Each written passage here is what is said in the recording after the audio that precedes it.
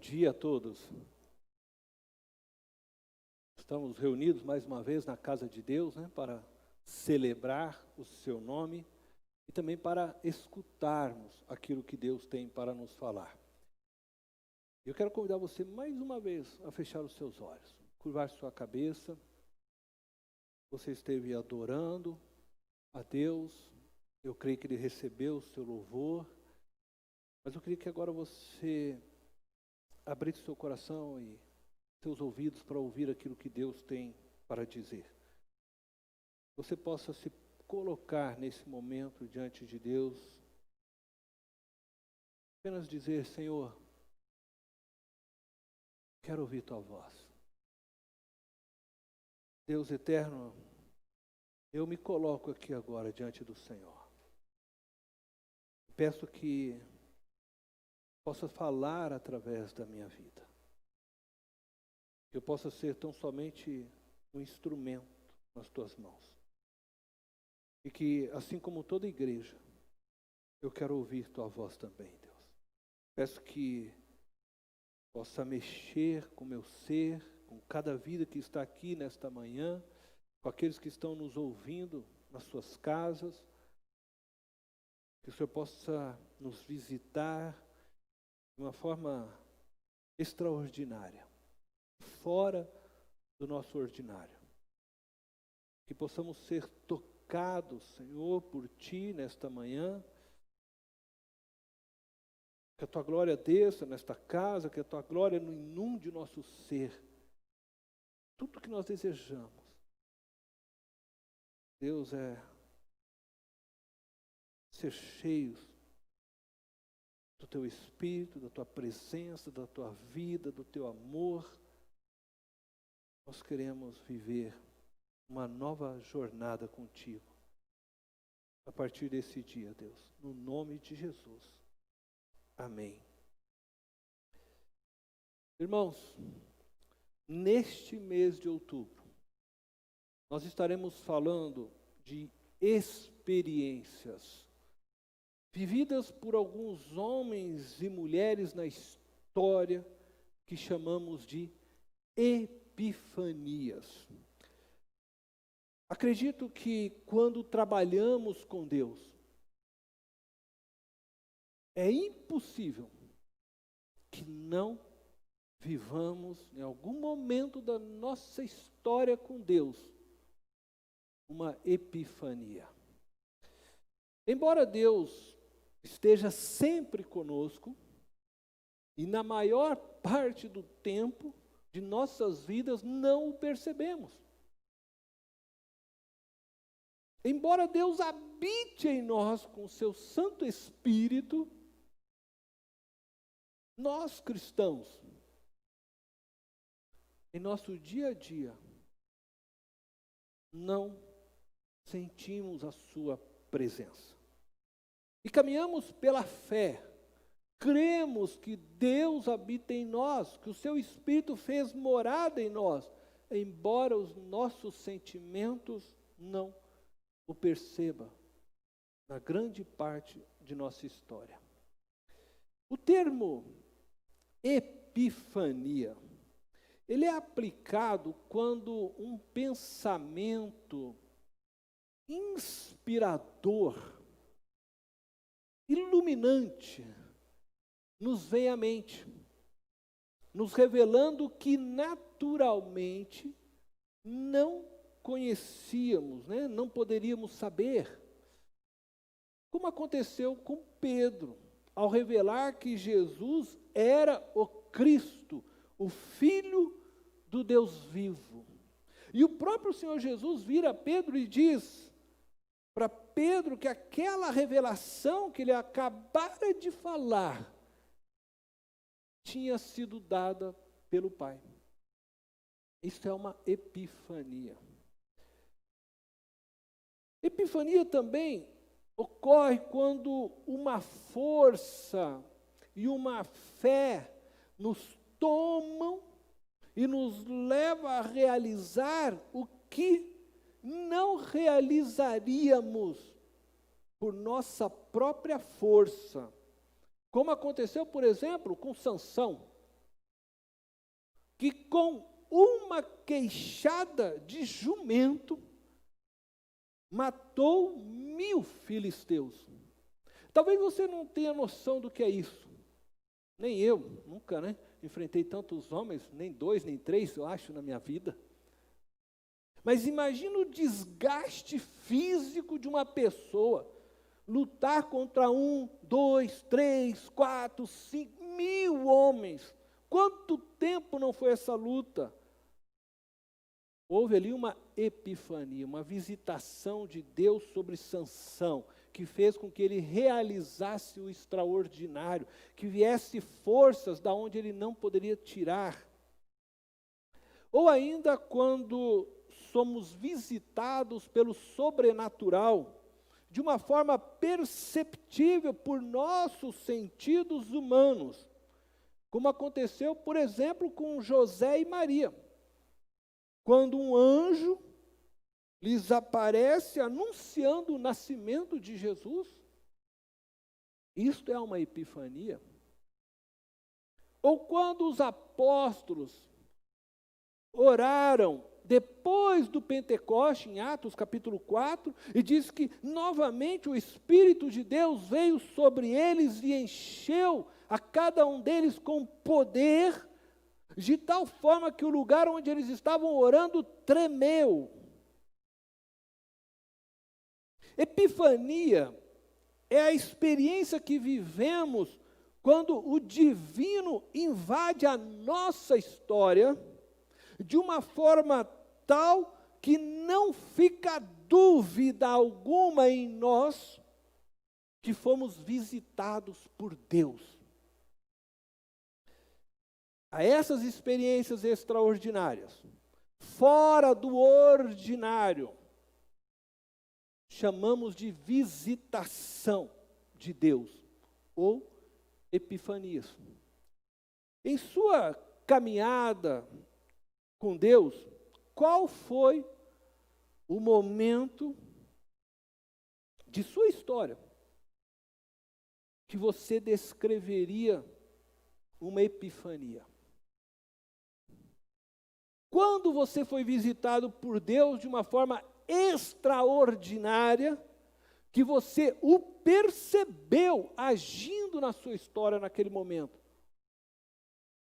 Neste mês, nós queremos olhar para a vida então de alguns personagens da Bíblia, que vivenciaram epifanias, e motivar você a buscar experiências com Deus, que marquem a sua história. Buscar experiências onde você possa perceber a presença de Deus. E assim como Jó, dizer: antes eu te conhecia de ouvir falar. Eu ouvia lá o pastor Cornélio falar, eu ouvia o irmão falar, eu ouvia a irmã, eu ouvia a história do missionário, eu ouvia tantas coisas a respeito de ti. Mas agora os meus olhos te veem. Hoje nós vamos refletir na história daquele que é chamado o pai da fé, Abraão. Abraão viveu diversas epifanias. Por diversas vezes ele percebeu a presença de Deus em sua história. Abraão tinha uma profunda consciência da presença de Deus em sua vida e na história humana. Essa consciência, ela vai sendo construída ao longo de sua vida através de diversas epifanias, de diversos encontros com Deus, onde o seu sentido humano, e você pode pensar aqui nos 5 sentidos, que possuímos. Não sei se eu me lembro aqui de todos: visão, audição, olfato, tato, paladar.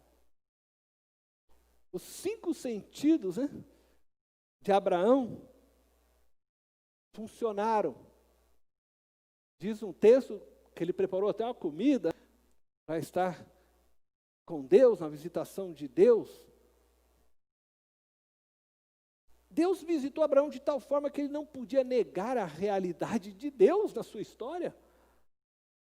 Sua história na Bíblia começa então em Gênesis capítulo 11, verso 27, 31 e 32. E eu quero começar com vocês essa caminhada olhando quem era Abraão antes da primeira epifania vivida por ele. Então, diz o texto, Gênesis 11, 27, 31 e 32. Esta é a história da família de Terá. Terá gerou Abrão, Naor e Arã. E Arã, irmão de Abrão, né, gerou Ló. Terá tomou seu filho Abrão, seu neto Ló, filho de Arã, e sua nora Sarai, mulher de seu filho Abrão, e juntos partiram de Ur dos Caldeus para Canaã. Mas ao chegarem a Arã, ele está se referindo aqui à cidade chamada Arã, que tinha o mesmo nome do seu filho. Estabeleceram-se ali. Terá viveu 205 anos e morreu em Arã. Abraão era filho então de Terá, casado com Sarai ou Sara. Vivia em Ur dos Caldeus. Seu irmão Arã, pai de seu sobrinho Ló, havia falecido. Abraão se chamava neste período Abrão, que significa pai exaltado. Contudo, ele não tinha filhos. E seu sobrinho Ló era tratado por ele como um filho. Abraão, junto com seu pai, com seu sobrinho Ló e sua esposa, segundo diz o texto, partiram de Ur dos Caldeus para morarem em Canaã. Mas eles acabaram decidindo se estabelecer na cidade de Arã, uma importante cidade na Síria, atual região da Turquia, aonde seu pai veio a falecer. Quando Abraão estava morando com seu pai em Arã, acreditam os teólogos, Deus então o visitou. E essa foi a primeira epifania vivenciada por Abraão, que nós vamos ver e está relatada em Gênesis capítulo 12, do versículo 1 ao 4. Diz assim o texto: Então o Senhor disse a Abrão: saia da tua terra, do meio dos seus parentes e da casa de seu pai, e vá para a terra que eu lhe mostrarei. Farei de você um grande povo, eu o abençoarei. Tornarei famoso o seu nome, e você será uma bênção. Abençoarei os que o abençoarem, e amaldiçoarei os que o amaldiçoarem. E por meio de você, todos os povos da terra serão abençoados. Partiu Abrão, como lhe ordenara o Senhor, e Ló foi com ele. Abrão tinha 75 anos quando saiu de Arã. Abraão, ele era um homem comum, como todos os homens do seu tempo. Ele possuía muitos bens. Estava bem estabelecido na cidade de Arã. Diz o texto que ele já havia comprado muitos servos, algo naquele tempo normal. Entretanto, havia algo negativo em Abraão, em relação aos demais homens de seus dias. Sua esposa, Sara, era estéril, incapaz, de procriar. Nos tempos de Abraão, acreditava-se que a incapacidade de procriar, de gerar um filho, era castigo dos deuses. Dessa forma, Abraão e Sara eram vistos como amaldiçoados pelos deuses. E como é que Deus faz as coisas, né? Ele escolhe, então, este homem, visto por todos como amaldiçoado, e diz: vem aqui, eu te tornarei um abençoador. Por isso que a Bíblia fala que Deus escolhe as coisas loucas deste mundo para mostrar sua sabedoria. Em sua primeira epifania, em sua primeira percepção da presença de Deus na história, Abraão recebeu algumas promessas da parte de Deus. Vejamos as promessas feitas por Deus a Abraão. A primeira promessa: Deus prometeu a Abraão que faria dele um grande povo. E isso só seria possível através de um descendente. Ele precisava gerar filhos. E Abraão sabia que seria necessário um milagre para que a sua mulher pudesse gerar um filho. Quando Abraão recebeu esta palavra, ele já tinha 75 anos e nenhum filho. Sua mulher também já não era tão nova, já de idade avançada. A segunda promessa: Deus prometeu a ele que o tornaria famoso, isto é, faria o seu nome famoso, e que ele seria uma bênção.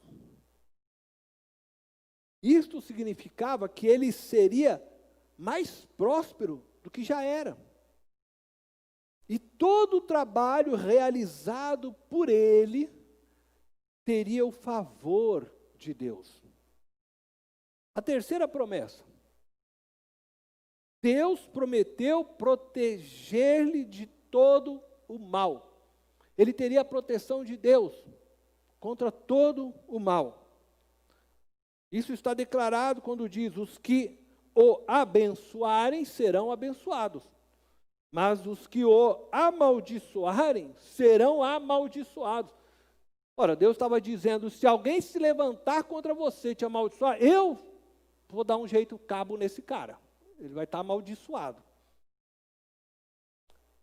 Deus estava dizendo para ele: eu vou destruir seus inimigos, qualquer um que se opor a você. Os que te abençoarem, eu também vou derramar bênção sobre eles. Essas promessas tiravam agora Abraão de uma vida comum na história e o transportava para uma vida acima de todas as expectativas, uma vida desejada por todos os seres humanos e até hoje, né, desejada por todos. Muitos continuam correndo a Deus em busca exatamente destas promessas.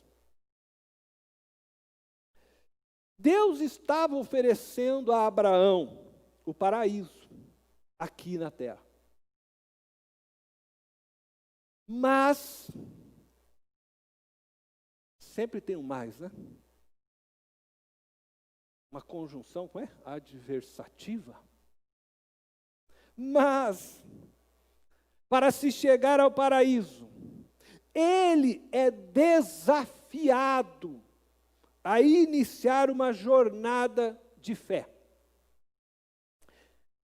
Amarrada a essas promessas de uma vida no paraíso, Abraão recebeu um desafio gigantesco da parte de Deus, apresentado a ele através de uma ordem clara de Deus: saia da sua terra, do meio dos seus parentes e da casa de seu pai, e vá para a terra que eu lhe mostrarei.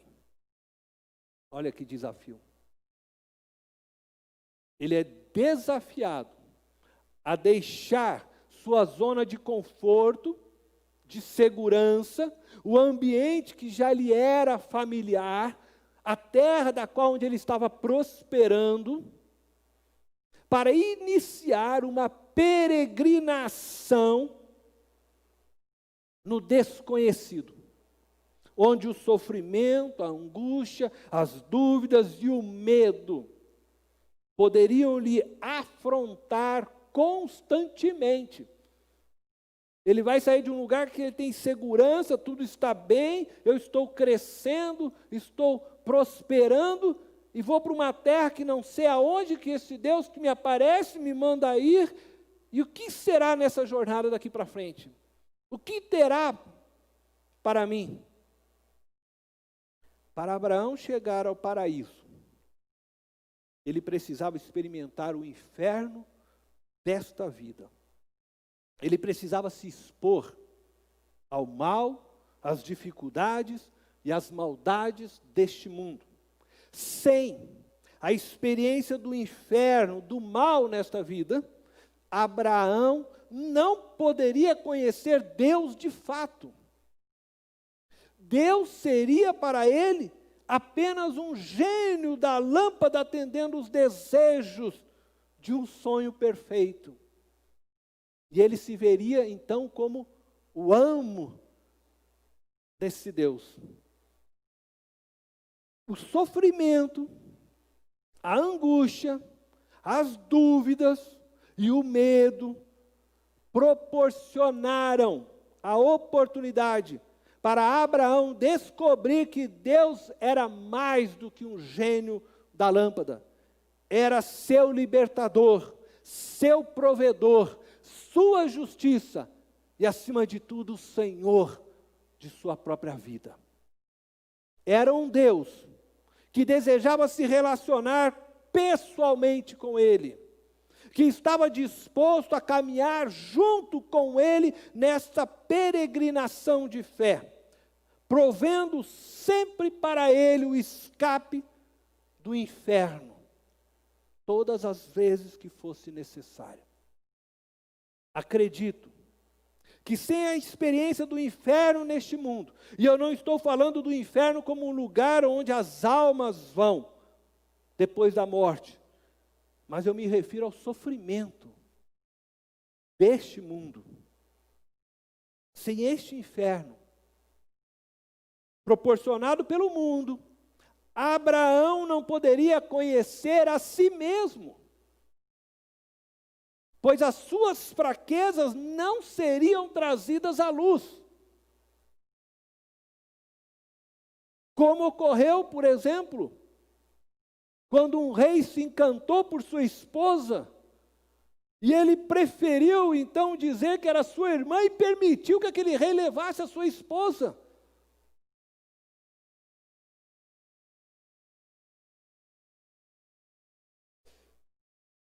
O mal, ao nos afrontar, as adversidades, as lutas, quando elas vêm sobre nós, elas nos faz perceber o mal que existe em nós, que está lá dentro do nosso interior. Ela traz à luz o que somos de fato. E sem essa percepção de pecador, Abraão se relacionaria com Deus baseado então em suas obras de justiça. E não se compreenderia como alguém agraciado, favorecido por Deus, alguém que não tinha méritos, mas que Deus mesmo assim desejou abençoar, sem que ele defrontasse com o inferno e pudesse perceber que o mal estava dentro dele mesmo, ele se consideraria digno de ser abençoado. E possivelmente, como muitos hoje, Abraão estaria reivindicando a bênção de Deus. E não se vendo como alguém imerecedor do amor de de Deus. Eu não consigo imaginar direito como que foi o diálogo de Abraão com a sua família, logo após esta epifania. Também não está descrito na Bíblia, mas eu fico tentando às vezes imaginar, e assim, de uma forma bem resumida, eu imagino que ele chega para o seu pai, pelos cálculos, ele teria, neste momento, 145 anos. E aí, diz: pai, ontem Deus apareceu para mim. E ele disse assim que eu preciso ir embora daqui. Inclusive ir embora do senhor. Estou deixando o senhor, pai. O senhor é muito novinho, o senhor pode se virar sozinho, né? 145 anos, tal. Não sei como se deu essa conversa.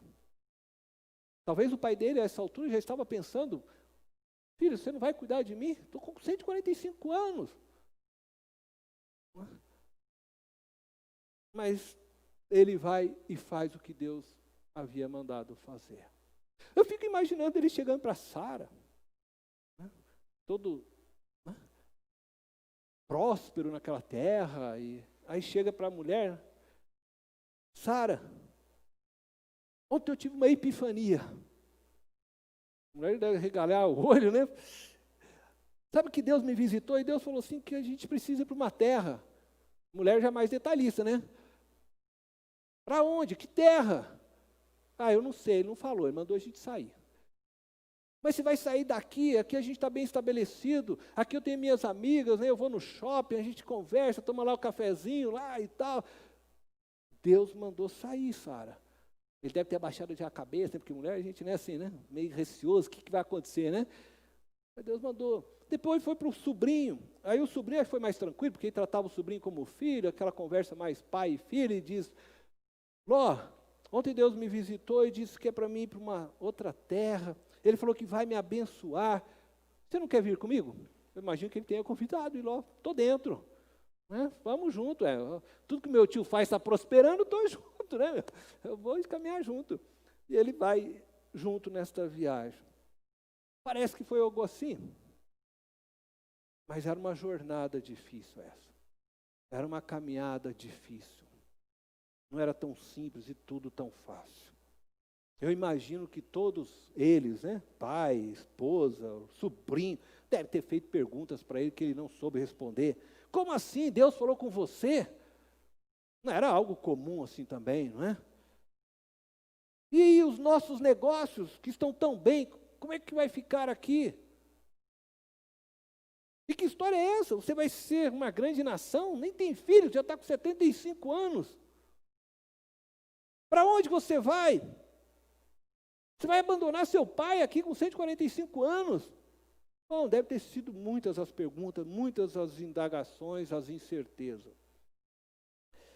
Certamente, eu acredito que Abraão não tinha como responder e tirar todas as dúvidas daquele momento de sua família. Tudo que ele tinha eram promessas. Promessas. E no coração, uma convicção de que devia obedecer a Deus. Afinal, Deus o visitou de uma forma concreta para ele, real, que os seus sentidos humanos não podiam negar. O que Deus oferecia para ele, Abraão, era somente a sua palavra. Só isso. Deus deu a palavra, vai.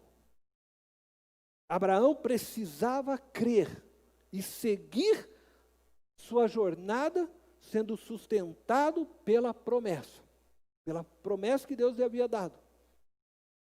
E a sua jornada, então, se inicia alicerçada sobre algumas simples palavras, mas palavras de um Deus que agora, para ele, Abraão, era mais real do que nunca. e que o sustentariam em toda a sua jornada. Diante de qualquer luta, provas, tribulações que ele pudesse experimentar.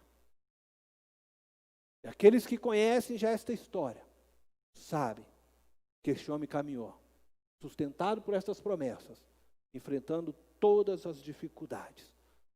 Ele tinha somente as promessas que este Deus fez para ele, o Pai do nosso Senhor Jesus Cristo.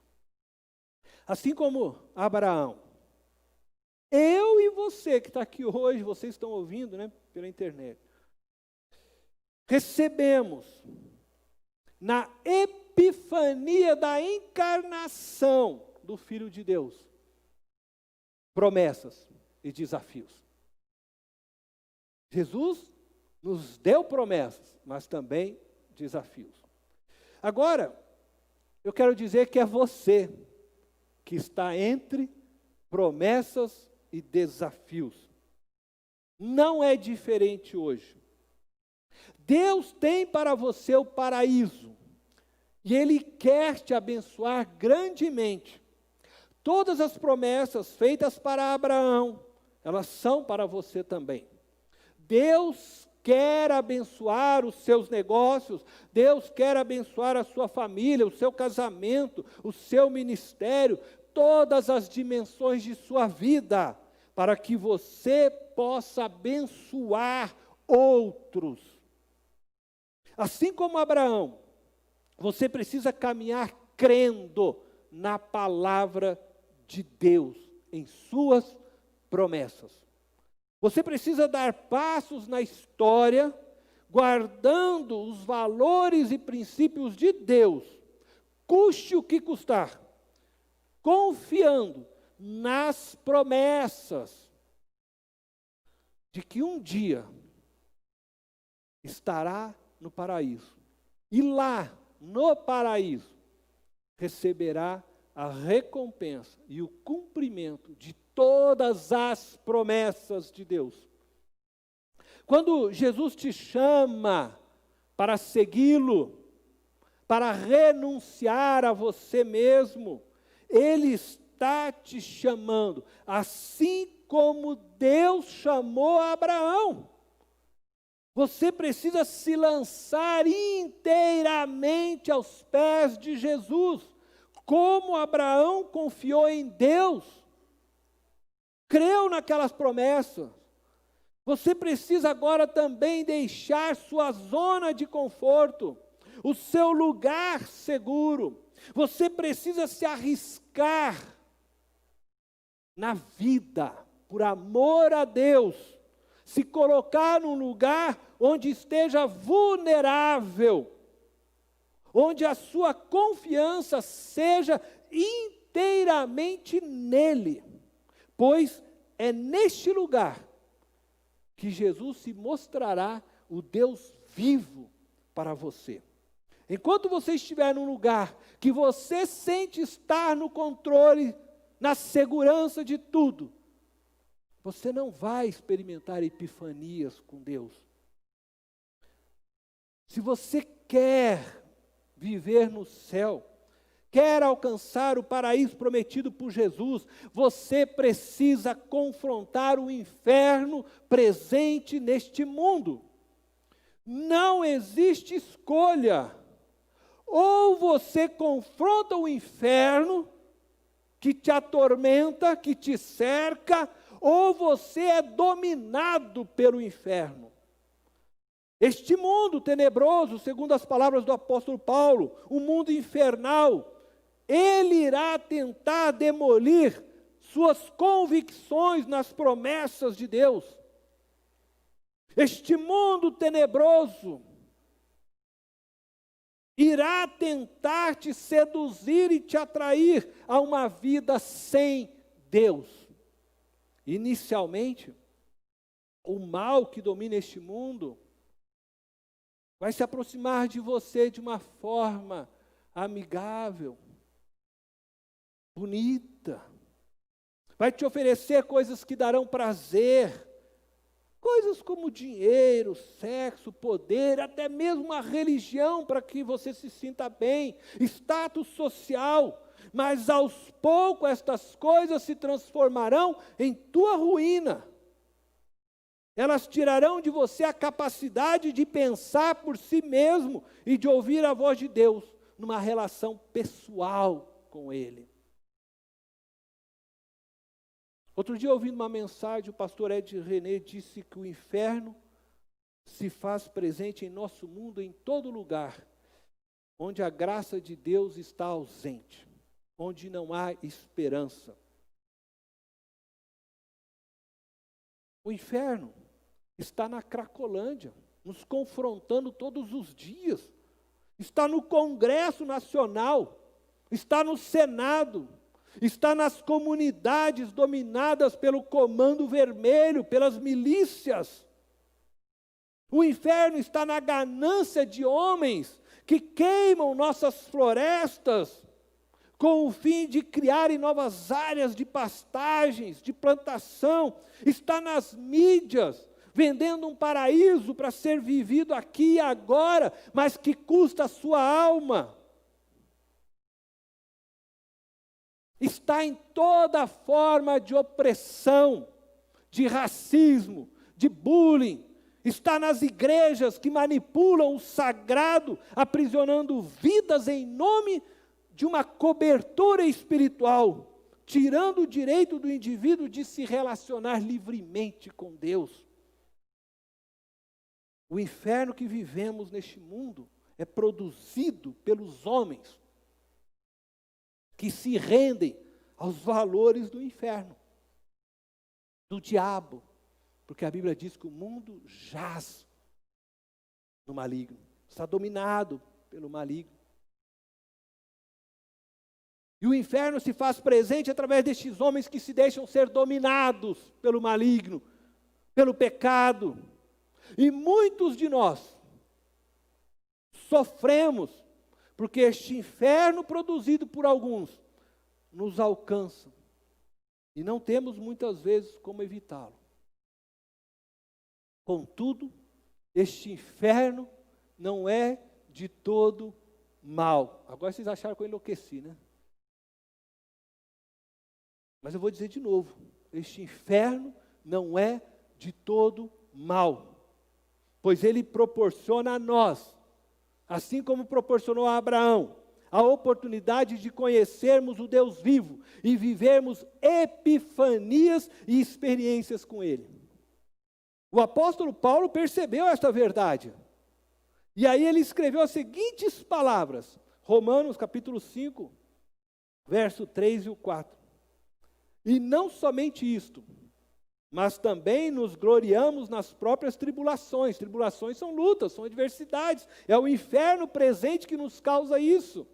E ele está dizendo que a gente deve se gloriar nas próprias tribulações, sabendo que a tribulação produz perseverança, e a perseverança, experiência. E a experiência, esperança. A palavra experiência, do grego, dokimê, significa testar, provar. Paulo está dizendo que a tribulação, o inferno que vivemos neste mundo, produz em nós perseverança. Por quê? Porque a tribulação deste mundo exige de nós uma postura diante ela. E aí nós precisamos perseverar, precisamos resistir a ela, precisamos permanecer firmes. É disso que ele está dizendo. Essa perseverança vai nos levar a uma experiência.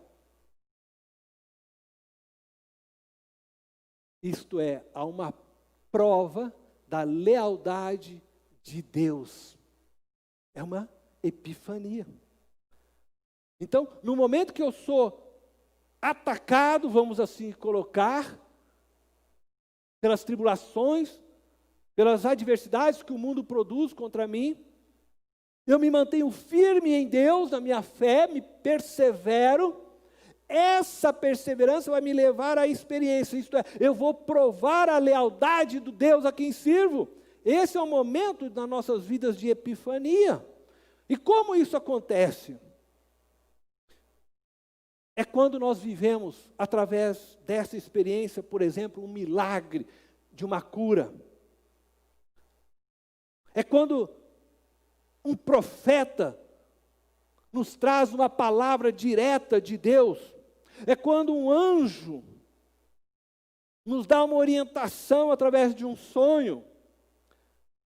Ou é quando você orou e de repente um dinheiro te é ofertado do nada, como resposta de sua oração, sem que você pedisse, sem que você falasse. Ou quando Deus te dá uma visão, ou você tem uma experiência de um arrebatamento, não sei, algum tipo de visitação de Deus, mas que você percebe que é ação divina, que não tem nada a ver com homens. E aí você tem essa experiência com Deus vivo. Assim como a bênção de Deus sobre Abraão se estenderia a todos que o abençoasse, que o recebesse. Jesus nos desafia, a mim e a você, a levarmos graça a estes lugares, onde o inferno está instalado, onde não há esperança, não há solidariedade, não há paz. Somos desafiados por Jesus a derrubarmos as portas do inferno que se estabeleceram nestes lugares. Derrubar as portas do inferno não é você ir até o inferno, literalmente, mas é você ir contra este império que reina sobre este mundo. E levar amor, verdade, generosidade, a vida de Cristo em você, a fim de resgatar todos que você puder deste lugar e levá-los a uma experiência com Deus. Certamente você irá enfrentar nesta jornada sofrimentos, medo, angústias, dúvidas. Às vezes será caluniado, zombado, provocado, talvez até levado a tribunais. Mas saiba que todas as vezes que você decidir abrir mão de si mesmo, como disse Jesus, e se lançar nesta jornada de fé com Deus, enfrentando o inferno estabelecido neste mundo em nome de Jesus, o Espírito Santo te visitará de forma extraordinária, que a sua presença será sentida por você e sua vida será marcada para todo o sempre. Isto é epifania. Você experimentará a lealdade do nosso Deus em meio à sua perseverança, à sua resistência ao mal. Muito provavelmente, na jornada com Jesus, você não terá todas as respostas para dar às pessoas que te cercam, como possivelmente Abraão não tinha. Nem todas as respostas estarão para você abertas, claras. Mas, como Abraão, você precisa crer nas promessas de Deus. Como já diria alguns pastores, você não precisa entender tudo, apenas confiar nele, caminhar nesta confiança. Eu quero concluir dizendo a você que a primeira epifania já aconteceu para todos nós que vivemos depois do nascimento de Jesus. Não existe epifania maior do que a encarnação do Filho de Deus. Ele é a expressão exata do nosso Pai Celestial.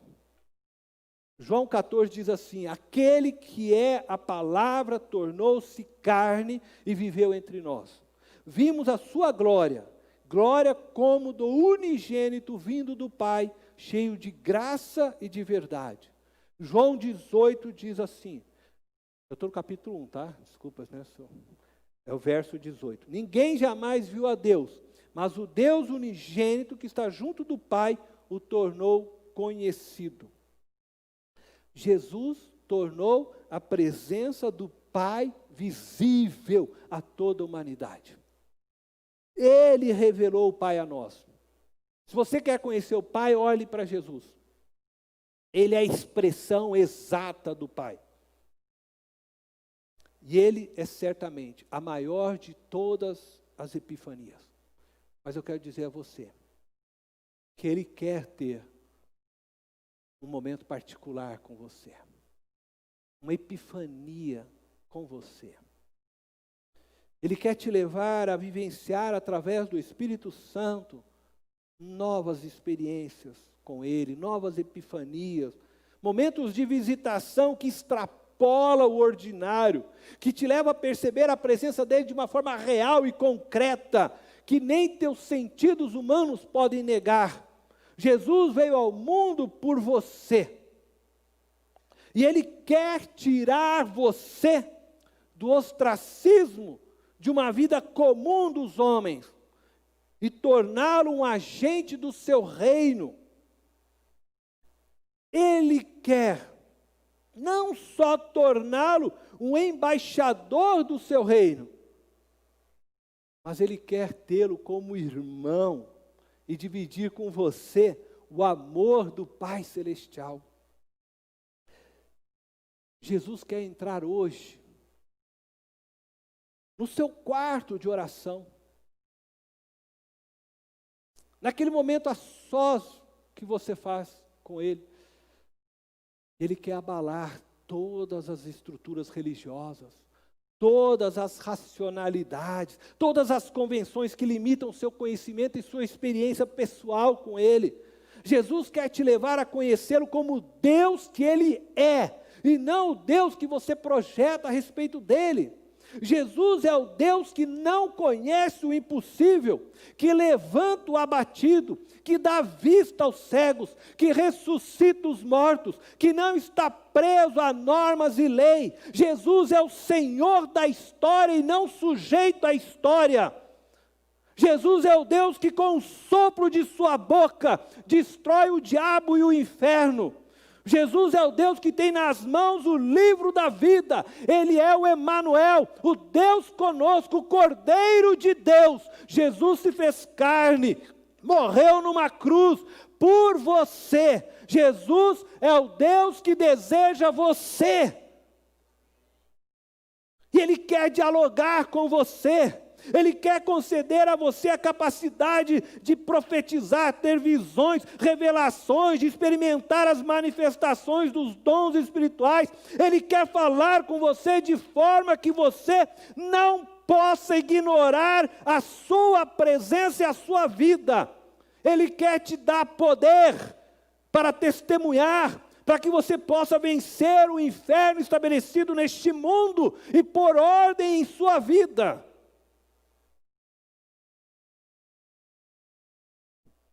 Você deseja viver epifanias com Jesus?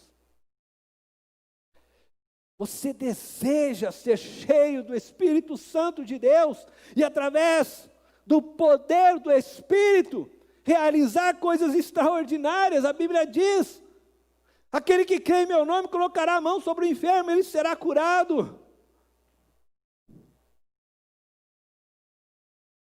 Você quer ver Deus te usando de uma maneira extraordinária que está além da sua própria fé, de sua capacidade humana e de sua força física? Eu quero convidar você a fechar os teus olhos. Se você deseja isso, eu não vou pedir para você vir aqui à frente, porque nós não podemos nem fazer isso. Mas eu vou pedir para você levantar sua mão. Você é uma pessoa que fala: Deus, eu quero viver epifanias com o Senhor. Deus, eu quero ter experiências contigo que marquem a minha história, eu quero sentir tua presença, eu quero ver, fala comigo de alguma forma extraordinária. Eu quero dizer para você, Ele quer fazer isso na sua vida. Ele quer ter esse encontro pessoal com você.